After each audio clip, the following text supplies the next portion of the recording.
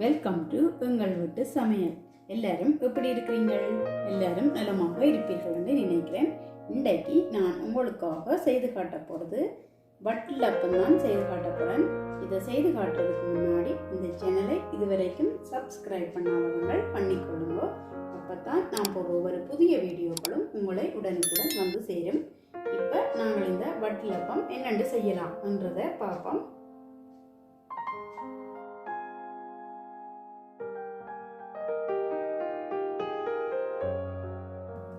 இப்போ நாங்கள் வட்டிலப்பம் செய்கிறதுக்கு முதல்ல முட்டையை அடித்து எடுப்போம். அதுக்கு நான் 6 முட்டையை எடுத்து வச்சிருக்கிறேன். அது சின்ன முட்டைன்றதால 6 முட்டை எடுத்துருக்கிறேன். நீங்கள் பெரிய முட்டையாக இருந்தால் 5 முட்டை எடுத்தீங்கன்னா சரியாக இருக்கும். எல்லாத்தையும் உடைச்சிட்டு அது என்ன அந்த வெடுக்க எடுக்கணும். நாங்கள் இப்போ 6 முட்டையும் உடைச்சிட்டு அதில் உள்ள வெடுக்கெல்லாம் அகற்றிட்டேன். இப்போ இதோட நான் 1.5 டீஸ்பூன் வெனிலா எசன்ஸ் சேர்க்கிறேன். வெனிலா வாசத்தோடு இருக்கும், அதனால நான் சேர்க்கிறேன். இதை நல்ல வடிவா அடிச்சு எடுப்போம். முட்டையை நல்லா நுரைக்கிந்தனைக்கும் அடிக்கக்கூடாது. மெல்லிசா இந்த முட்டையெல்லாம் நல்லா கலவடந்தனைக்கும் அடிச்சா காணும். இப்போ இதை நான் ஒரு 2 நிமிஷமா அடிச்சிருக்கிறேன். இப்போ இதுக்குள்ள நான் 250 மில்லி லிட்டர் தேங்காய் பால் எடுத்து வச்சிருக்கிறேன். இது கெட்டியான தேங்காய் பால். நான் இன்றைக்கு பெட்டி தேங்காய் பால் தான் எடுத்திருக்கிறேன். நீங்கள் தேங்காய் திருவி எடுக்கிறா ஒரு தேங்காய் எடுத்து நல்லபடியாக அடித்து கட்டியான தேங்காய் பாலை எடுங்கோ. இப்போ இதுக்குள்ள நான் 50 கிராம் சீனி சேர்க்கிறேன். அதோட 150 கிராம் சர்க்கரை சேர்க்கிறேன். இதை இப்போ நல்லபடியாக கலந்து விடுவோம். சர்க்கரை தனியாக சேர்க்கலாம், ஆனால் சேர்த்தா ஒரு விதமான கயர்ப்பு தன்மை இருக்கும். அதனால நான் 50 கிராம் சீனியும் சேர்த்திருக்கிறேன். நீங்கள் பென வெல்லம் இருந்தால் அதுலேயும் செய்யலாம். இப்போ இதுக்குள்ள நான் ஒரு பிஞ்ச் உப்பு சேர்க்கிறேன். அதை சுவைக்காகத்தான் சேர்க்கிறது. இப்போ இந்த கலவைக்குள்ளே போட்ட சர்க்கரை சீனி எல்லாம் கரைஞ்சிட்டுது. இப்போ இதுக்குள்ளே நாங்கள் அடித்து வச்சிருக்கிற முட்டையை இதுக்குள்ளே சேர்ப்போம்.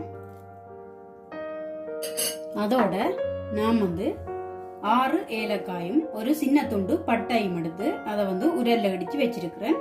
அதை இப்போ இதுக்குள்ளே சேர்க்கிறேன். இது நான் வறுக்காம தான் அடித்து வச்சிருக்கிறேன். இதையும் ஒரு நல்லபடியாக கலந்து விடுவோம். இதை நீங்கள் ஹேண்ட் மிக்சரால் கலக்கிறத விட இப்படி ஒரு விஸ்க் அல்லது ஒரு முள்ளுக்கரண்டி வச்சு கலந்தீங்களேன்னா தான் வட்டிலப்பம் நல்லா வரும். இந்த வட்டிலப்ப கலவையை நல்லபடியாக கலந்தாச்சு. இதை இப்போ நாங்கள் வடிச்சு எடுப்போம். ஏனென்றா சர்க்கரை அதுகளில் தூசி இருக்கும், அதனால வடிச்சு எடுப்போம்.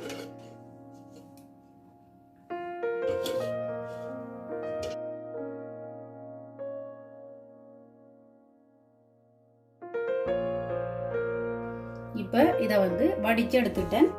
இப்போ இதை நான் 3 கிண்ணங்கள் எடுத்து வச்சிருக்கிறேன். அதுக்குள்ள விட்டுட்டு அவிக்க போறேன். இதுக்குள்ள நான் பட்டர் பூசி வச்சிருக்கிறேன். ஏன்னு சொல்லிட்டேன்னா அவிஞ்சு முடிய இலகுவா அதை நாங்கள் எடுக்கலாம். அதனால பட்டர் பூசி வச்சிருக்கிறேன். நீங்க விரும்பினா பெரிய பாத்திரம் ஒன்றுக்குள்ளையும் வச்சு அவிச்சு எடுக்கலாம்.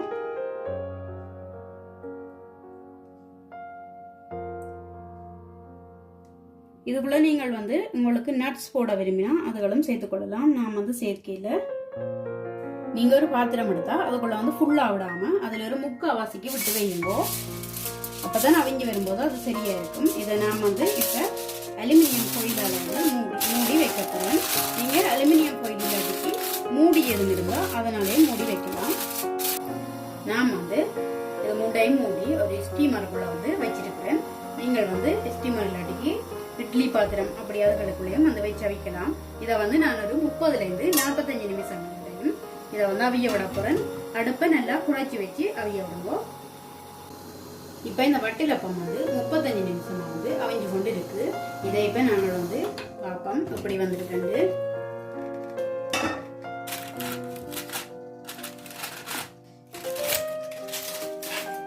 இப்படி ஒரு கொண்டு எடுத்து இப்படி நடுவால குத்தி பார்த்தீங்களா இதுல ஒட்டுப்படாம வந்ததுண்டா அவிஞ்சிட்டுதுன்னு அர்த்தம். அப்படி ஒட்டுப்பட்டு வந்ததுண்டா நீங்க திருப்பவும் ஒரு 10 நிமிஷம் வச்சு அவிச்சிடுங்க. இப்போ இந்த வட்டிலப்பம் எனக்கு ஒட்டாம வந்திருக்கு. இது இப்போ நல்லா அவிஞ்சிட்டுது. இதை இப்போ நான் அரை மணித்தியாலம் ஆற விட போறேன்.